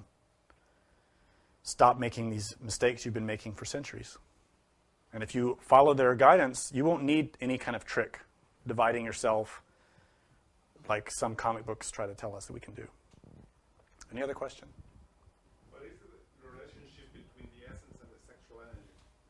What is the relationship between essence and sexual energy? That's a very interesting question, and it depends on the level of teaching that you're receiving as to the answer you will receive. Since this is a class about Tantra, and specifically about Tantric methodology, I'll give you the answer according to Tantra. According to Tantra, sexual energy is the same thing as consciousness. That's why in Tantra, if you read any scripture from Tibetan Buddhism or from Hindu Tantra, real Hindu Tantra, they use terminology, words that can be translated either way. Vidya, in Sanskrit, is the vital essence, the energy, which relates to the mind, and it also relates to sex. In Hinduism, That's what they often use. Also, ohas, which also has a psychological and a physical aspect related with sexual energy and mind. Also, there's a few other terms like that in Sanskrit. It's very complex. In Buddhism, the most important term is bodhicitta. We even talked about this word a lot, and it has levels of meaning. But in the tantric level, bodhicitta means sexual energy. Bodhicitta is psychological. Strictly translated, it means awakening mind, similar to ohas in Sanskrit. Bodhicitta means Christ mind. It is the type of mind, type of consciousness that seeks to serve others, and it is very cognizant, bright, and awake. Its chief characteristic is dual, has two aspects. The first is compassion, conscious love. That conscious love is empowered by its second aspect, which is wisdom, knowledge of the emptiness, prajna. That's the meaning of bodhicitta. So that is psychological. But bodhicitta itself, as matter in the body, is sexual energy. This is why when you study tantric scriptures, they state the bodhicitta must be retained, transformed, brought up the spine to the brain. That is not talking about the intention to save others. It's talking about sexual energy. So what that means, in essence, is if you waste your sexual energy, you're throwing away the way to awaken consciousness. This is why the black magicians, the demons, the black tantrics, use the orgasm as a method to awaken consciousness negatively. There's a polarity here. You can awaken positively, you can awaken negatively. Both condition or modify or affect consciousness. When you follow the method of Black Tantra, which utilizes the orgasm, you take that power of orgasm, which is psychological and material, and you condition consciousness with lust, with pride, with envy, with gluttony, with greed. And that person awakens powers. They awaken consciousness in hell.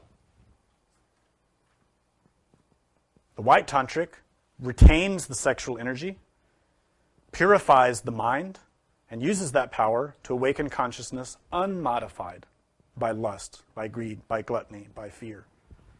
They become an angel, a Buddha, a master. So these are the two differences. Both depend on sexual energy.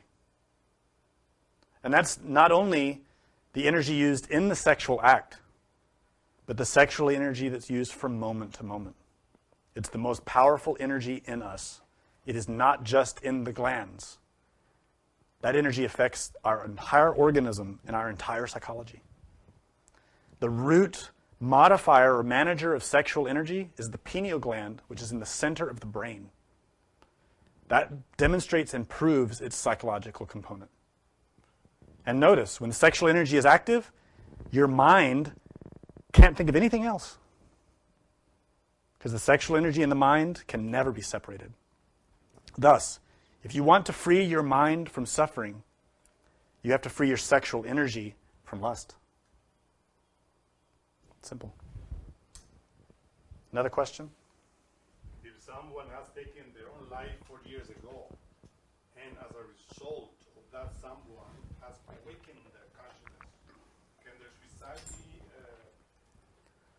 seen as a sacrifice in some cosmic sense? Can I descend to free her since our true nature is timelessness? I'm not sure, again, if I understood this question. I believe that it's asking if someone has died and after death awakened consciousness, can someone here help them? Is that the question? More or less? No, yeah. Can the person that awakened the consciousness go there and free her since our true nature is timeless? Okay. Well, this is a pretty complicated question, but I'll try to answer it as best I can. Once someone has died, the physical body is separated from the consciousness. In the vast majority of cases, the dead person has no cognizance of being dead, as I explained. Furthermore, they are not the person that we think they are. because their personality is no longer connected to them.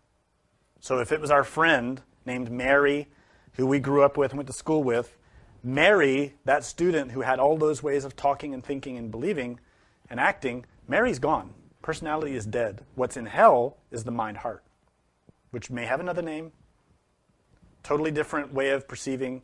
We may not even recognize them. Also, that Mary is not one person like us. We are not an individual. If any of us were to really go and see ourselves in the fifth dimension as we truly are, we would not find one person. We would find a multiplicity of competing desires. And we may experience this in our dreams. When we look different, we are different, we have a different name, different way of behaving. We are not this person here and now. What we experience here and now is the personality, the mask for those competing wills. In the astral plane, we are a multiplicity. We are not one person. So it becomes very difficult to say, I want to go into the world of the dead and talk to my mother or talk to my wife who died. This is not easy. It depends on which aspect of that person you're going to attempt to approach. If the personality hasn't fully decayed yet, if the person was buried, not cremated, the personality may still be around. You can go talk to their personality, but that's not really them. Or you can go into the astral plane and talk to their pride or their lust or their attachment to you, but that's also not really them. So it's a tricky question. Furthermore, can you help them? Yes, because in the heart of all of that is a consciousness, but is asleep. In order to awaken that consciousness and bring them out of there, takes an enormous amount of energy and effort, and generally will fail, because the person doesn't have the training sufficient to keep their consciousness awake. Samael Aun Weor told many examples of this type of experience where he tried to help people who had died. And he eventually gave up. He said, it's pointless. They're dead. They don't know they're dead. They don't want to know they're dead. They don't want help. They want to keep going to work every day in the land of the dead. The best thing to do is to have love and compassion for them, but they're going to go through their process. Nonetheless, in that world, there are angels and masters who are there attempting to help those who have died. We can help them by sending them our prayers, by sending them our good intentions. There are even certain rituals we can do to help the dead. But generally speaking, this is extremely difficult. And it's because of the nature of our psychology. The difference can be if the person who died actually had done work on themselves. If they actually had had training of some kind, then you can help them. As an example, in pretty much every religion, especially in Gnosis or in other forms of Tantra, there are rituals one can perform for the one who is dying or who has died. And generally those need to be done within 40 days of death, depending on the specific ritual. Those rituals can help a person a lot. But again, it requires that they have training. They have to have the ability to maintain cognizance. The dead person needs that. Their consciousness needs the ability to receive the help. But this is rare. Another question? Can you lose a chance to awake conscious in this life if you have masturbated too much?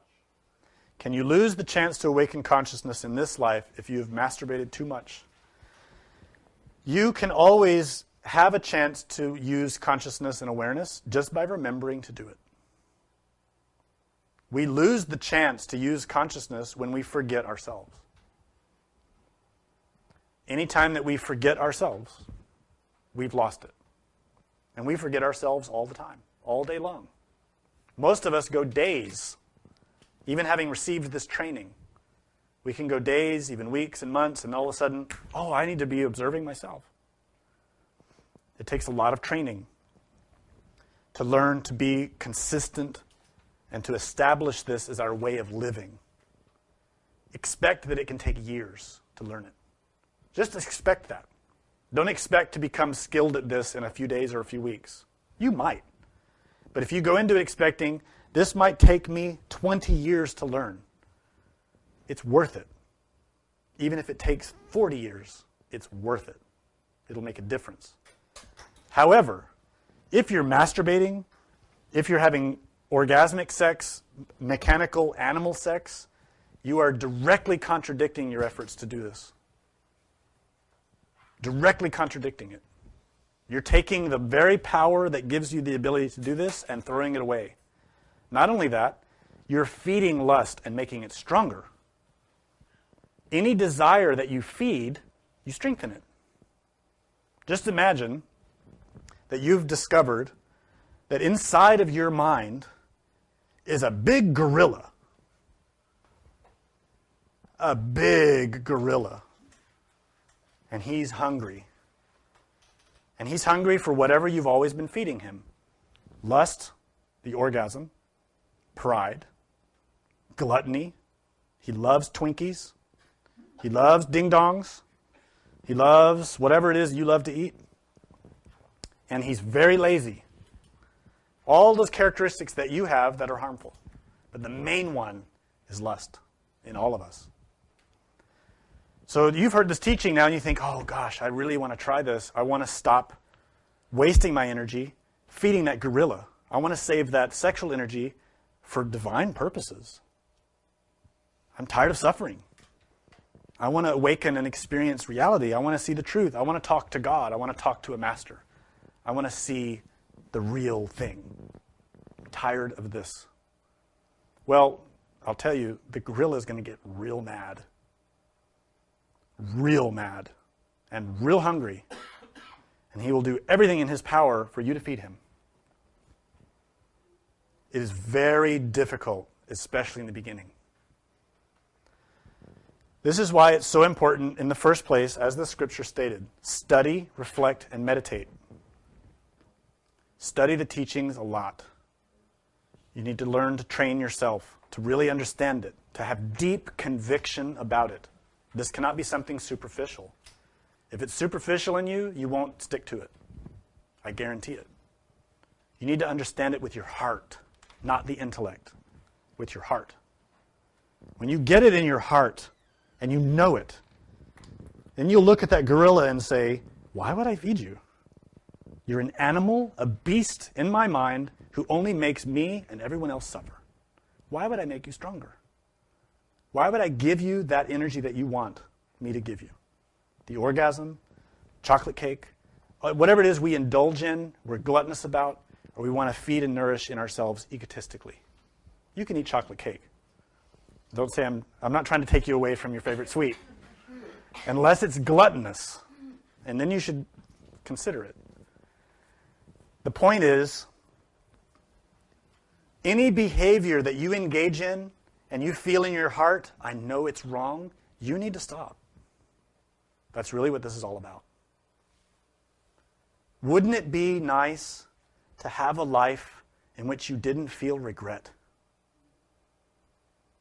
Don't you wish you could look around your life, your mind, and say, I truly have done my best. I was tempted, but I didn't give in. Well, it's up to you. It's your choice. In every event you face in your life, it is your choice. Nobody forces you to have the orgasm. Nobody forces you to be angry, to be arrogant, to be envious, to be gluttonous or lazy. You choose. That's what this is all about. Your choice. You're free to do what you like. Just understand the consequences. Guilt, remorse, they're up to you. Those happen because the consciousness is in pain. When we do something we know we shouldn't do, we hurt ourselves, and that's that regret, that feeling in the heart, I shouldn't have done that. But you did. Learn from it. Don't repeat it. If you're repeating a habit, it's because you don't understand it. Study, reflect, and meditate. If you're feeling doubt, regret, pain, study the cause of that. Find out why it happened. Don't repeat the mistake. This is the essence of it. Cognizance, knowledge, and making good choices. Any questions? No? Any back here? Yes? Oh, gosh. Okay. Oh, that's it. No more questions. Thank you very much.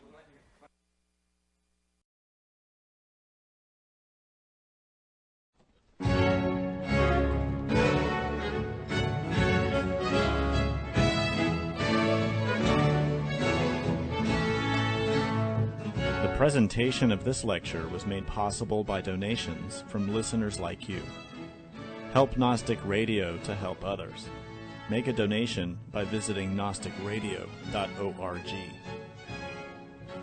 For questions and deeper understanding of this lecture, we invite you to explore the wide variety of resources available on our websites.